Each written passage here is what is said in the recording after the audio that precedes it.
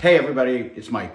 I hope everybody's doing wonderfully well. I had a super cool opportunity last week. I was in Fargo, North Dakota with the Fargo-Moorhead Human Resources Association, the local SHRM chapter, and spent the entire day with them on Tuesday presenting a subject that I call Managing Your Managers to Manage Better.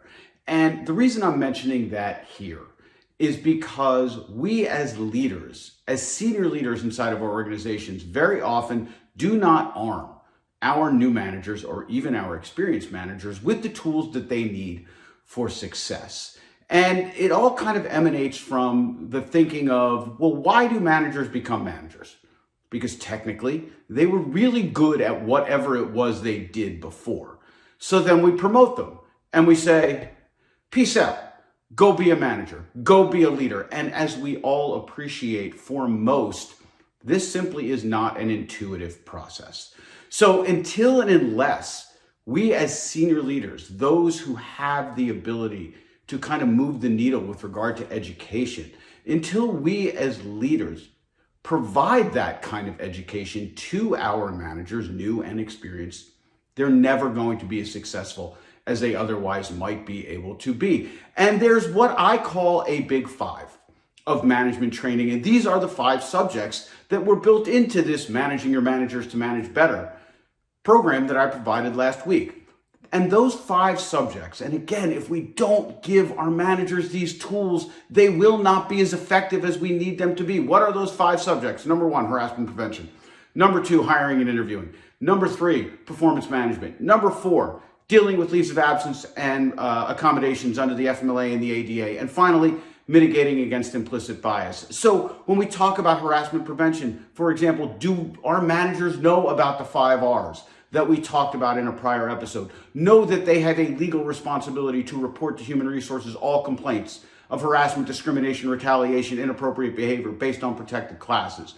When we get to hiring and interviewing, do they understand that they cannot sit down and conduct even the first interview until they have created and HR has blessed a uniform list of job-related questions, the core questions that each and every person is going to get asked during the course of an interview? Have they updated in a real way the job description so that it accurately reflects what it is the person who they're hiring is going to be doing day in and day out? Do they know not to make express or implied promises with regard to salary, with regard to bonus, with regard to benefits, with regard to job security? Do they know that they can't ask questions directly related to somebody's membership in an EEO, protected class? Just a few of the issues that they have to be more comfortable with.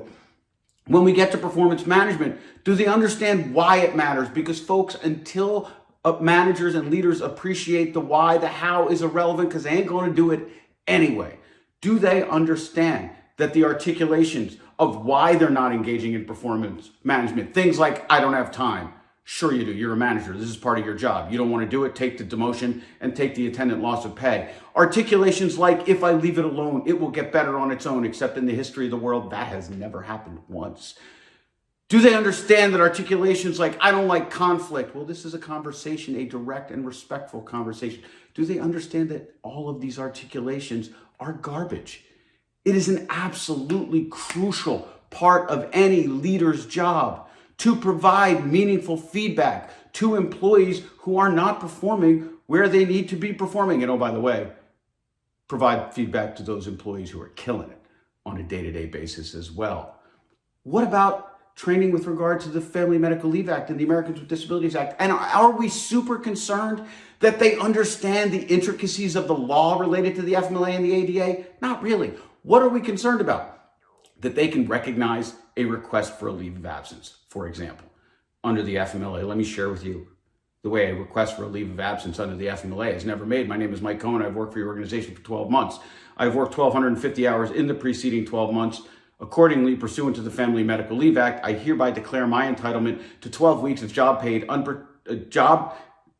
unpaid, job-protected, benefit-continued leave pursuant to that law. That's not how requests are made.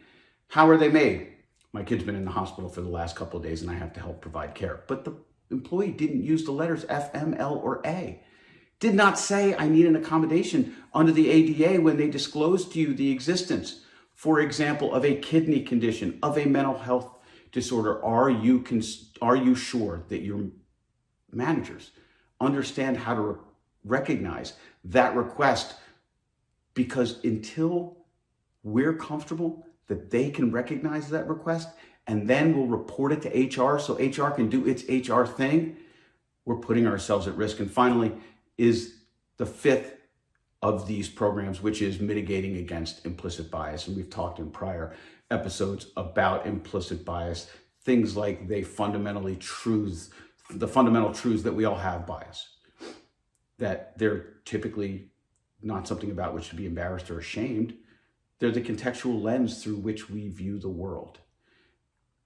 Folks, until our managers are educated in a meaningful way on, at a minimum, this big five, again, harassment prevention, performance management, hiring and interviewing, recognizing requests under the FMLA or the ADA, and finally mitigating against implicit bias, until and unless our managers are provided with the level of education that they need, because we know education is the silver bullet.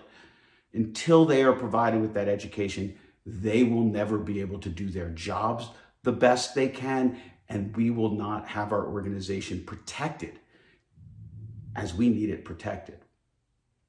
One more time, the big five: harassment prevention, performance management, hiring and interviewing, FMLA and ADA, and mitigating against implicit bias. I am hopeful that you are enjoying the content that I'm providing every week. As always, please comment, please share, and please continue to provide suggestions. Hope everybody's doing great, and I hope to see you real soon.